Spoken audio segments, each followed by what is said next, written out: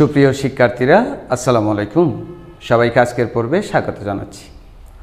আজকে আমরা অষ্টম শ্রেণীর গণিত নিয়ে কথা বলবো। অষ্টম শ্রেণীর গণিতের ষষ্ঠ অধ্যায় সরল সহজ সমীকরণ যে অধ্যায়টা, সেই অধ্যায়টা দিয়ে আমরা কথা বলব এবং সেখান থেকে কয়েকটা প্রবলেম সলভ করব। প্রবলেম সলভ করার আগে আমরা কিছু আলোচনায় চলে যাই। প্রথমে হচ্ছে আমি যে কথাটা বলবো, আমরা যখন ম্যাথ করি তখন এক্স ওয়াই জেড লিখি না, যে সেখানে পদে এক্স থাকে, ওয়াই থাকে, জেড থাকে, এগুলোকে বীজগণিতের ভাষায় বলা হয় চলক। এখন তাহলে চলক কাকে বলে? তো শিক্ষার্থীরা, তোমরা ক্লাস 6 থেকে কিন্তু বীজগণিত করে আসছো। সে বীজগণিতে এক্সের মান থাকে না, এক্সের কত সব মান ছিল, তাই না? এক ছিল, 2 ছিল, 2 ভাগের 1 ছিল, -1 ছিল, -10 ছিল। অর্থাৎ এক্সের মান সবসময় নির্দিষ্ট থাকে না, এক এক সময় এক এক রকম থাকে। বীজগণিতে যে সকল প্রতীক নির্দিষ্ট থাকে না, যাদের মান এক এক সময় এক এক রকম থাকে, তখন ওই প্রতীকগুলোকে বলা হয় চলক। তাহলে চলক কাকে বলে? যে প্রতীকগুলোর মান নির্দিষ্ট থাকে না, এক এক সময় এক এক রকম মান থাকে গাণিতিক প্রক্রিয়ায়। যে এক্সের কত মান ছিল না, কোনো নির্দিষ্ট না, তখন ওই প্রতীকগুলোকে বলা হয় চলক। আবার চলকের উল্টা কতগুলো প্রতীক আছে, এগুলোকে বলা হয় ধ্রুবক। এদের মান কখনোই কি হয় না, পরিবর্তিত হয় না। যেমন 5, 6, -10, 1/3 ইত্যাদি ইত্যাদি, এদেরকে বলা হয় ধ্রুবক। অর্থাৎ যে প্রতীকগুলোর মান সব সময় সব জায়গায় একই রকম থাকবে, কোনো পরিবর্তন নাই, তাদেরকে ধ্রুবক বলবো। তো চলকগুলো সাধারণত ইংরেজি বর্ণমালার শেষের যে বর্ণমালাগুলো, সেগুলো দ্বারাই চলককে প্রকাশ করা হয়। আর ধ্রুবকগুলো প্রথম দিকের বর্ণমালা, যেমন এ বি সি, এগুলো দ্বারাই ধ্রুবক প্রকাশ করা হয়। এই জন্য বীজগণিতে যখন তুমি কাজ করবা কোনো রাশির, সেখানে যখন এক্স ওয়াই জেড দেখবা, তখন মনে করবা ওইগুলো চলকের কথা বলছে। আর কোথাও যদি এ বি সি দেখো, তখন মনে করবা সেটা ধ্রুবক।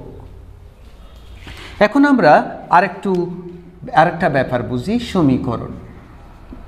সমীকরণ হচ্ছে, মনে করো এইটা একটা রাশি, আবার এইটা একটা রাশি।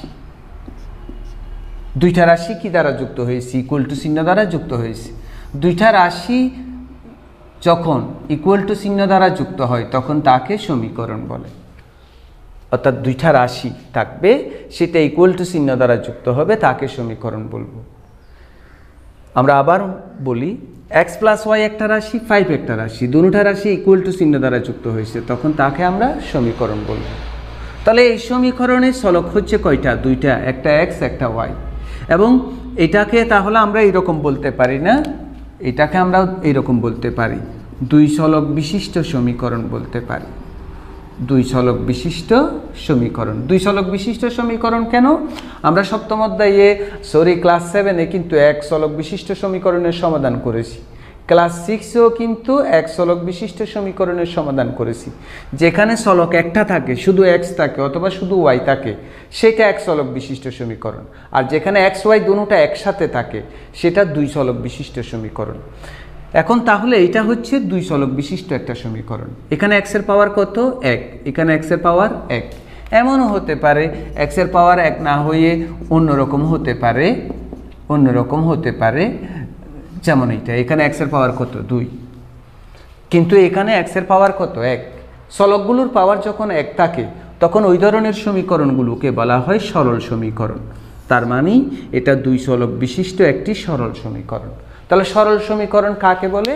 যেই সমীকরণে চলকের পাওয়ার 1 থাকে, যেসব এখন আমরা একটা জায়গায় যেতে চেষ্টা করি, কেমন? তো x + y = 5, এই এক চলক বিশিষ্ট সমীকরণে তুমি যদি x এর মান 4 বসাও, y এর মান যদি 1 বসাও, এটার দুনো পক্ষ সমান হয়, কিন্তু একটু 4 রেখে 5। আবার x এর মান যদি তুমি 3 বসাও, y এর মান যদি 2 বসাও, দেখো না, 4 + 1 = 5, ডান পক্ষের সমান। আর এটা যদি 3 + 2 হয়, ডান পক্ষের সমান।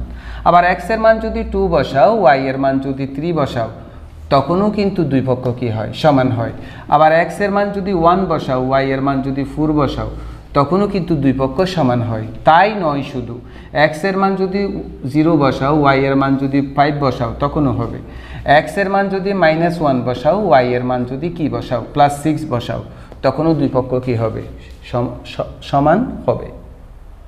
তাহলে এই সমীকরণের অনেকগুলো কি আছে? সমাধান আছে। সমাধান মানে চলকের যে মানগুলো বসাইলে সমীকরণের উভয় পক্ষ সিদ্ধ হয় তাকে বলা হয় সমাধান। অর্থাৎ x = 4, y = 1, x = 3, y = 2, x = 2, y = 3, x = 1, y = 4 এরকম আরও যেতে পারবা। তার মানে এই সমীকরণের সমাধান কি না? নির্দিষ্ট না। অর্থাৎ এই সমীকরণের অনেকগুলো মূল পাওয়া যায়। অর্থাৎ মূল মানে যে মানগুলো বসাইলে সমীকরণের উভয় পক্ষ সমান হয় এটাকে বলা হয় সমীকরণের মূল। তাহলে এই সমীকরণের মূল কি না? নির্দিষ্ট না, অনির্দিষ্ট। দেখি আমরা আরেকটা উদাহরণ দেখি তো। x - y = 3। তো এখানে আমরা x এর মান 4 বসাই, y এর মান 1 বসাই, তাহলে এটা হয় কিন্তু 4 থেকে 1 গেলে 3। আবার আমরা যদি x এর মান কি বসাই? 5 বসাই, y এর মান যদি কি বসাই? 2 বসাই, এ দেখো 5 থেকে 2 গেলে 3, তখনও হয়। আবার আমরা যদি x এর মান কত বসাই? 6 বসাই, y এর মান যদি 3 বসাই, তাও হয়। এটার মানও কি না? নির্দিষ্ট না। x - y = 3, এটারও অসংখ্য কি থাকতে পারে? চলকের মান থাকতে পারে। x + y = 5 এর যেমন চলকের অসংখ্য মান থাকতে পারে, x - y ও অনেকগুলো মান থাকতে পারে।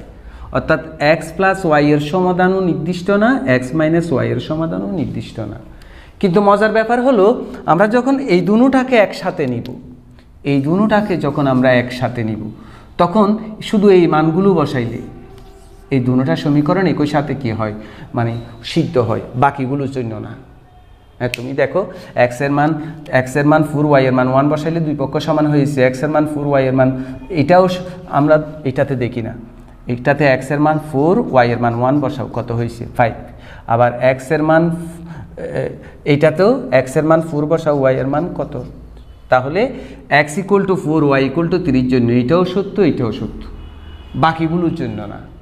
আবার মজার, x + y অনেকগুলোর জন্য, x - y ও অনেকগুলোর জন্য, কিন্তু এই দুটোটাকে একসাথে নিলে শুধু এই দুটোটার জন্য সত্য, বাকিগুলোর জন্য কি না? সত্য না।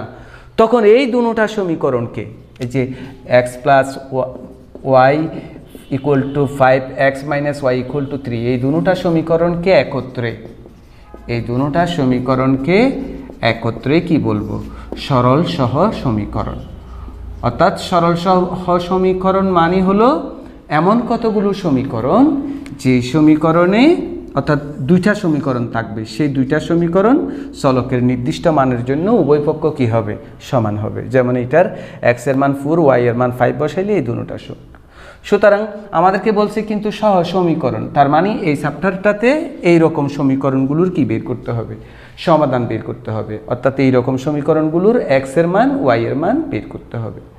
তাহলে সরল সহ সমীকরণ মানে কি? সরল সহ সমীকরণ মানে হলো দুই চলক বিশিষ্ট দুইটা সরল সমীকরণকে একত্রে সরল সহ সমীকরণ বলে। এটাও দুই চলক বিশিষ্ট, এটাও দুই চলক বিশিষ্ট, দুটোটা সরল সমীকরণ। এই দুটোটাকে একত্রে, অর্থাৎ নির্দিষ্ট মানের জন্য এই দুটোটা সত্য, তখন এই দুটোটা সমীকরণকে একত্রে আমরা কি বলবো? সরল সহ সমীকরণ বলবো। এখন আমাকে যদি বলে যে প্রশ্নে সমাধান করো, এই প্রশ্নটা শুরুতে যদি লেখা থাকে কি? সমাধান করো, এইটা তার মানে বুঝতে হবে দুইটা সমীকরণ দেওয়া থাকবে, চলকও থাকবে দুইটা, এখান থেকে এই দুটোটার মান বের করতে হবে, x এর মানও বের করতে হবে, y এর মানও বের করতে হবে। তাহলে আমরা সাম আপ করি আলোচনাটার। সরল সহ সমীকরণ হচ্ছে দুই চলক বিশিষ্ট দুইটা সরল সমীকরণ, যেখানে চলক দুটোটা নির্দিষ্ট মান বসাইলে দুই পক্ষ কি হয়? সমান হয়। এবং দুইটা সমীকরণের সমাধান করার অর্থই হলো এখানে দুইটা চলক থাকবে এবং দুটোটা চলকের কি করতে হবে? মান বের করতে হবে। শিক্ষার্থীরা, আমরা এই যে 6.1, 6.2 সেই কাজটাই করব, সরল সহ সমীকরণগুলোর সমাধান করব, অর্থাৎ x এর মান বের করব, y এর মান বের করব। তো সরল সহ সমীকরণের সমাধান করার কতগুলো পদ্ধতি আছে। আমাদের ক্লাস 8-এ শুধু 2টা পদ্ধতি নিয়ে আলোচনা আছে। একটার নাম প্রতিস্থাপন পদ্ধতি আর একটার নাম অপনয়ন পদ্ধতি। আমরা উপরের ক্লাসে গেলে দেখবে যে আরেকটা পদ্ধতি পাচ্ছি, আর গুণন পদ্ধতি, আরও একটা পদ্ধতি পাবো, নির্ণায়ক পদ্ধতি। এখানে অবশ্যই লেখচিত্রের সাহায্যও একটা পাবো আমরা, 6.2-এ লেখচিত্রের সাহায্যেও সমাধান করা আছে।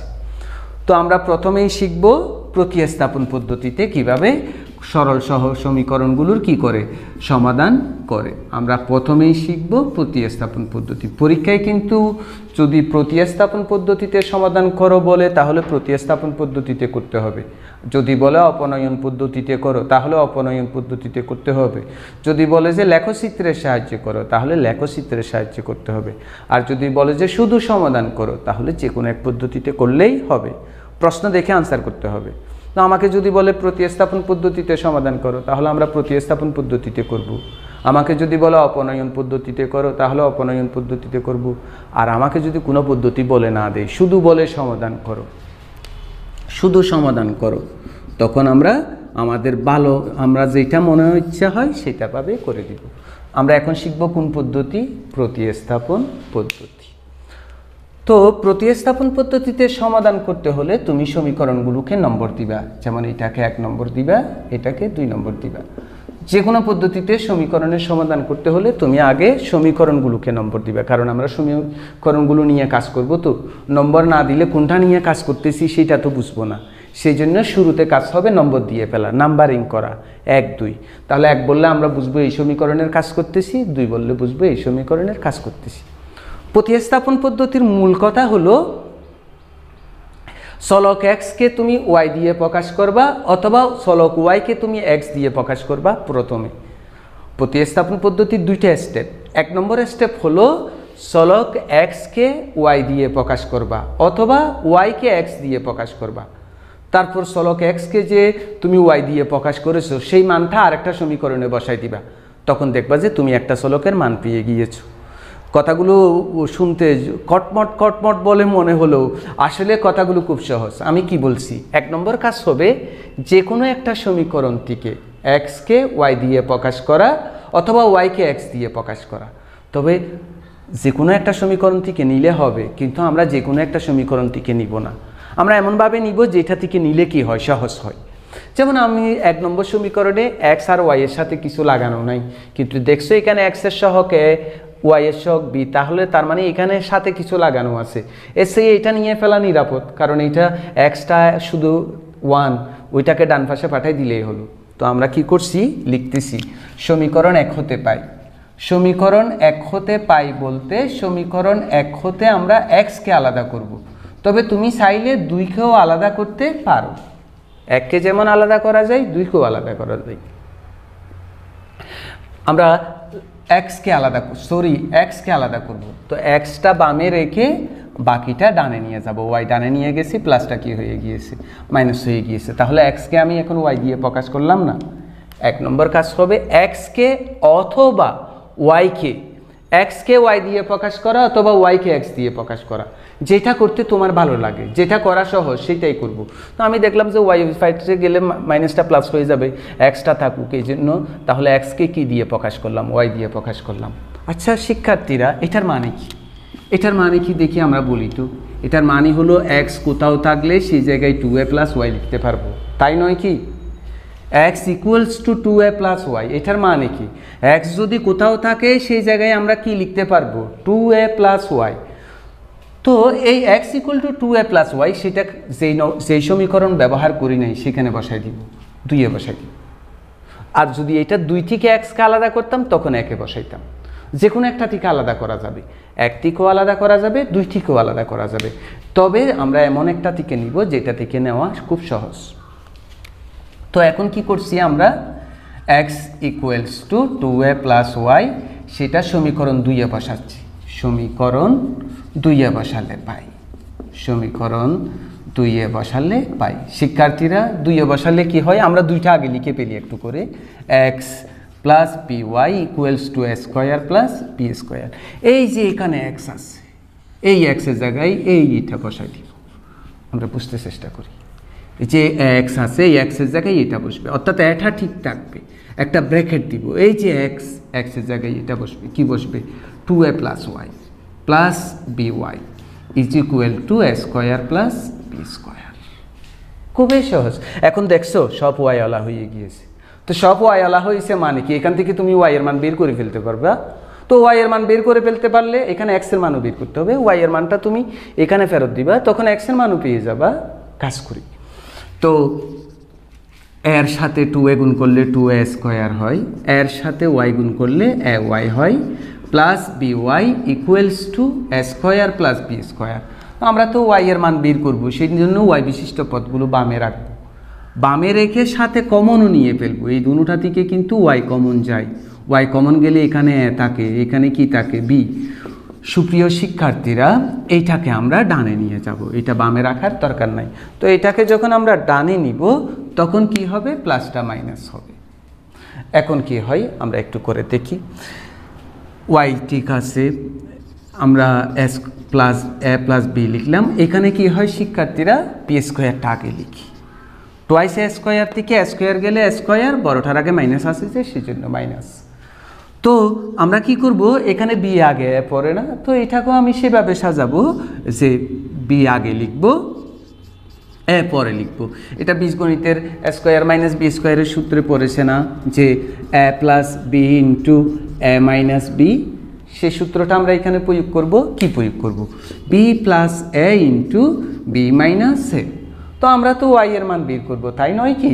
তাহলে এটা তো দরকার নাই, এটাকে আমরা কোথায় নিয়ে যাব, ডানে নিয়ে যাব। তো ওইটাকে ডানে নিয়ে গেলে Y equals to B plus A নিচে বসবে, উপরে তো আগেরটাই হবে B plus A B minus A. তো কাটাকাটি করো, কি হলো, Y equal to B minus A হলো। দুটোটার মান বের করতে হবে, কিন্তু শুধু ওয়াই এর মান বের করলে হবে না, এক্স এর মানও বের করতে হবে। ওয়াই এর মানটা একে দুইয়ে বসাই দিলেও হবে, কিন্তু ওখানে বসাইলে হবে আমি যে বোকা সেটা প্রমাণ করা। আমরা এখানে বসাই দিব, এখানে বসাই দিলে এক্স এর মান পেয়ে যাব। সুতরাং ওয়াই এর মানটা কয় নম্বর সমীকরণে বসাবো, 3 নম্বর সমীকরণে বসাবো। আমরা লিখতেছি, দেখো ওয়াই এর মান সমীকরণ 3-এ বসালে পাই, সমীকরণ 3-এ বসালে পাই।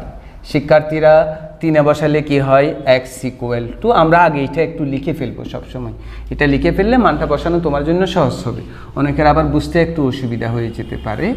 তো এখন আমরা মানটা বসাই দিই, 2a, এই যে এখানে ওয়াই আছে, সেই ওয়াই এর জায়গায় কি হবে শিক্ষার্থীরা, B minus A, B minus A. তো শিক্ষার্থীরা কি হয়, X equal to B, twice এর দিকে গেলে বড়টার আগে প্লাস আসছে, প্লাস। কি সুন্দর, ওয়াই এর মানও পেলাম, এক্স এর মানও পেলাম।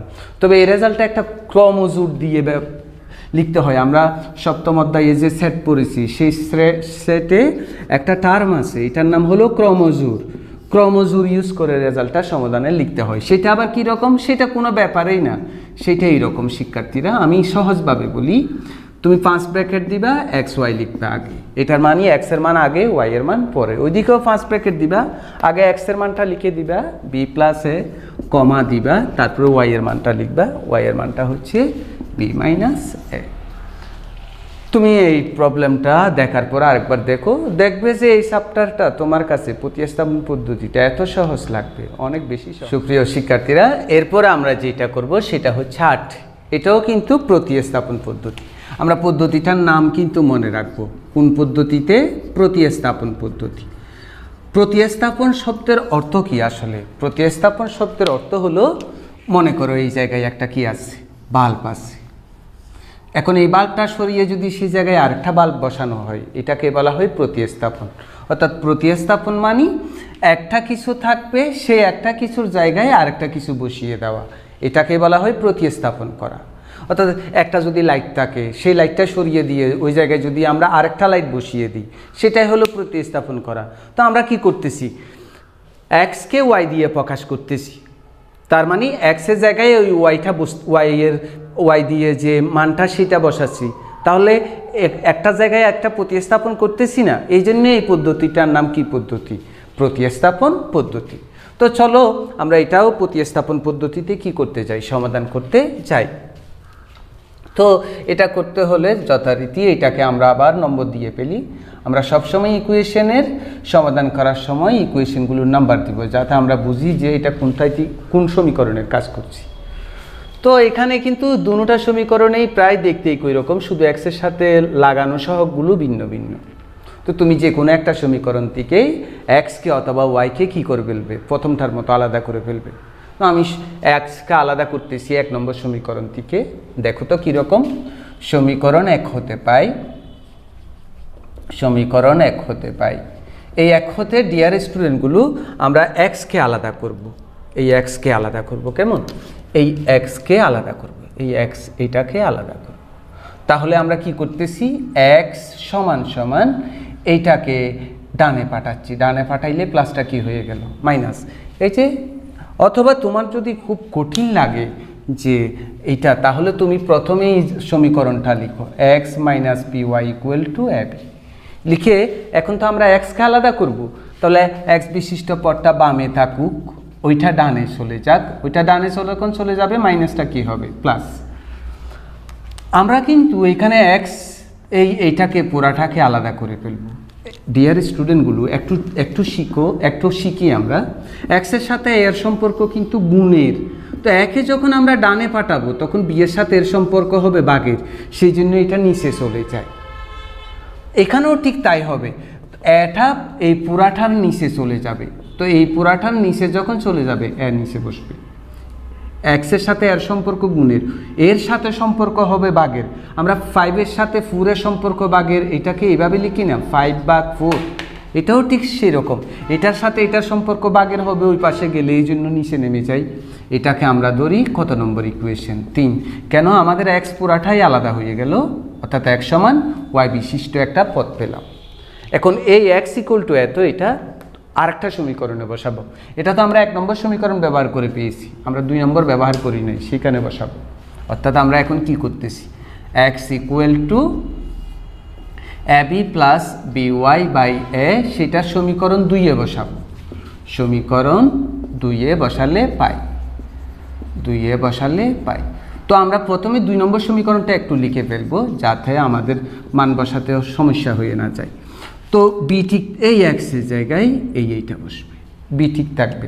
তাহলে বি এক্সের জায়গায় ওইটা বসুক, সেটা কত, A B plus B Y by A minus A Y equal to A B. সুপ্রিয় স্টুডেন্টটা গুলো, বির সাথে এটাই তো গুণ হবে, তাই না?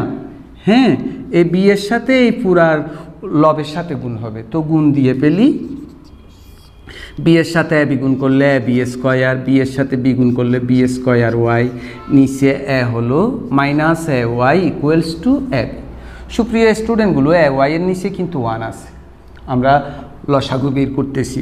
1 এবং এ এর লসাগু হলো এ, একে এ দিয়ে কাটলে 1 দিয়ে এটাকে গুণ দিই, A B square plus B square Y.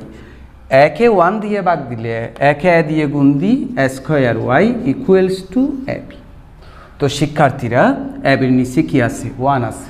আমরা আর গুণন করব, বাম পক্ষের লবের সাথে ডান পক্ষের হর, বাম পক্ষের হরের সাথে ডান পক্ষের লব, তার মানে এই পুরাটার সাথে 1 গুণ হবে। তো এই পুরাটার সাথে যখন 1 গুণ হবে, সেটা যেমন আছে তেমন থেকে যাবে, তো থেকে যাবে। আর শিক্ষার্থীরা, এর সাথে এই পুরাটা গুণ হবে। তো তুমি দেখো, এর সাথে এ বি গুণ করো, এর সাথে এ বি গুণ করলে শিক্ষার্থীরা কি হয়, এ স্কয়ার বি হয়, এ স্কয়ার বি। তো আমরা তো ওয়াই এর মান বের করব, সেই জন্য ওয়াই বিশিষ্ট পদগুলো বামে রাখবো, বাকিদেরকে কোথায় নিয়ে যাব, ডানে নিয়ে যাব। ডানে নিয়ে যাই, সাথে আমরা ওয়াইটা কমন নিয়ে পেলি। ওয়াই কমন নিলে কি হয়, b square minus a square equal to, এটা যখন ডানে নিব তখন প্লাসটা হবে minus A B square plus a square b. এই যে এটা ডানে নিয়েছি, মাইনাসটা প্লাস হয়েছে, এটা যেমন আছে তেমন ঠিক আছে।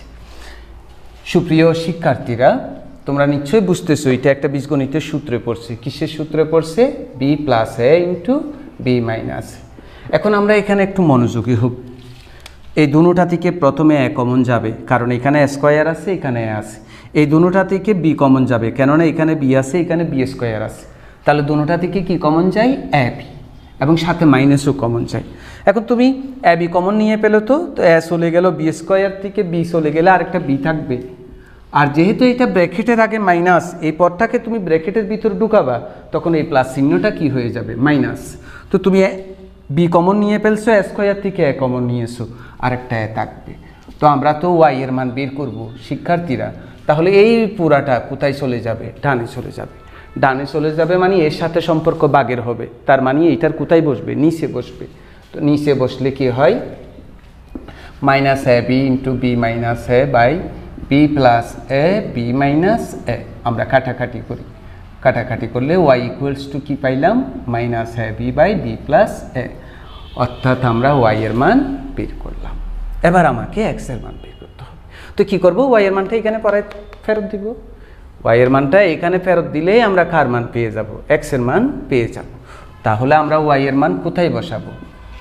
ওয়াই এর মান সমীকরণ 3-এ বসাবো।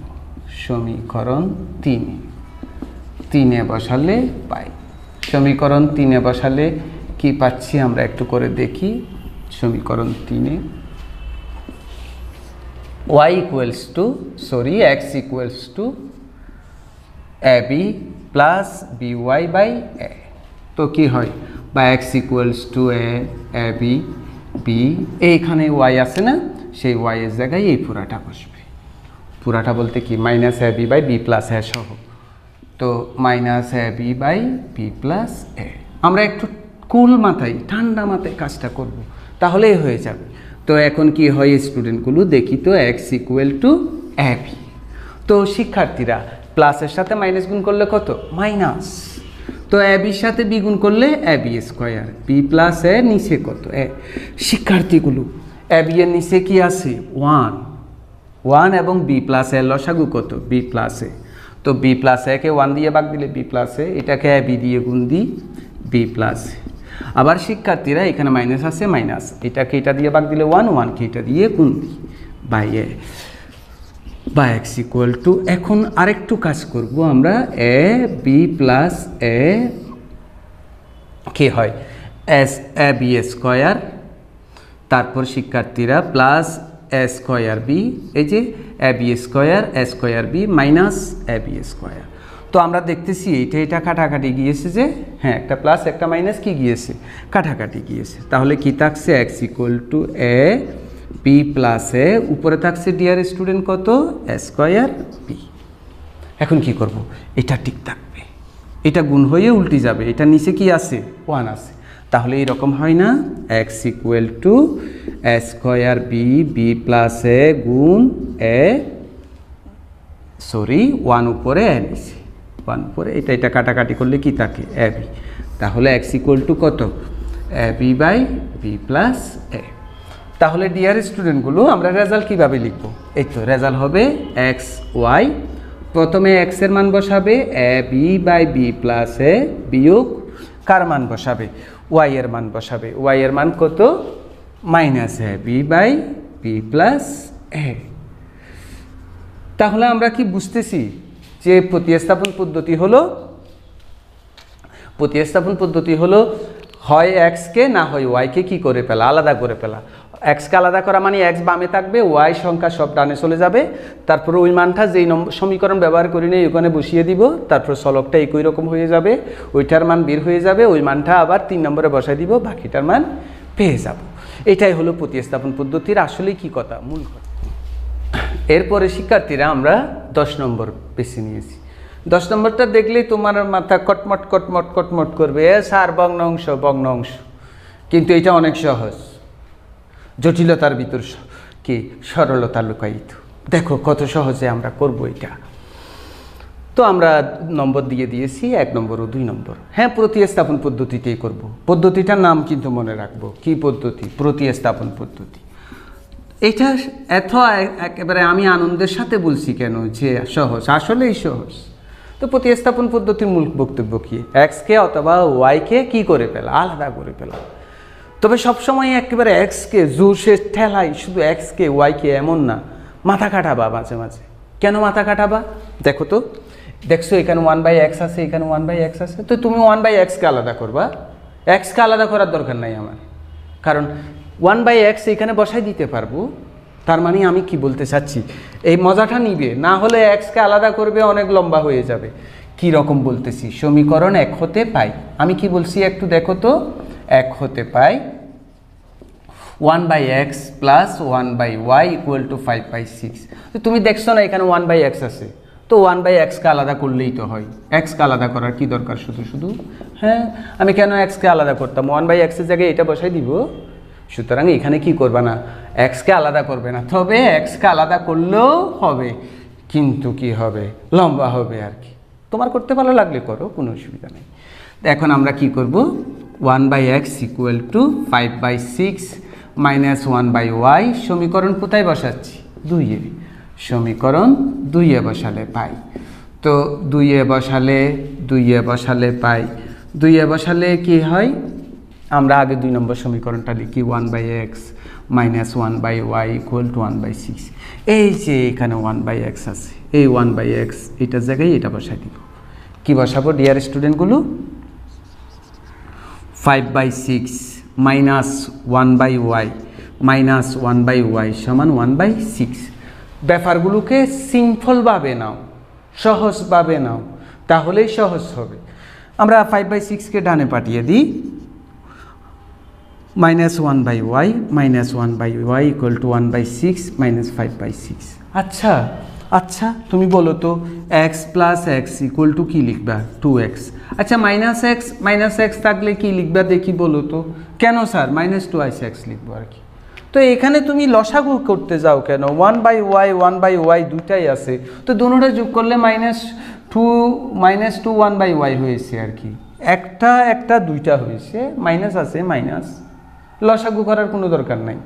তো এটা লসাগু 6, 1 বিয়োগ 5, এটা বুঝতেছো 1 বিয়োগ 5 কেন হয়েছে, মাইনাস 2/y ইকুয়াল টু 6। 5 থেকে 1 গেলে 4, বড়টার আগে মাইনাস আছে যে মাইনাস, কাটাকাটি করি, 2 দুগুণা 4, 3 দুগুণা 6 এবং মাইনাস 1 দিয়ে গুণ দিই। সুপ্রিয় স্টুডেন্টগুলো কি বলতেছি একটু খেয়াল করতে হবে, এখানেও মাইনাস আছে, এখানেও মাইনাস আছে, তখন এই মাইনাস দূর করার জন্য উভয় পক্ষকে -1 দিয়ে কি দিতে হয়, গুণ দিতে হয়, -1 দ্বারা গুণ করে। এবার একটু আর গুণন করে পেল, 2-র সাথে y গুণ করো, twice y, 3-র সাথে 2 গুণ করো, 6। আমরা y এর মান বের করব, 6 উপরে 2 নিচে, তো কাটাকাটি করলে y ইকুয়াল টু কত, 3। তো আমরা y এর মান পেয়ে গিয়েছি। তো এখন x এর মানও পেয়ে যাব, y এর মান এখানে বসাইলেই x এর মান হয়ে যাবে। তাহলে এখন কেমন হয় দেখো তো, y এর মান সমীকরণ 3-এ বসালে পাই, y এর মান সমীকরণ 3-এ বসালে পাই। তো 3-এ বসালে কি হয়, 1/x equal to 5/6 minus 1/y।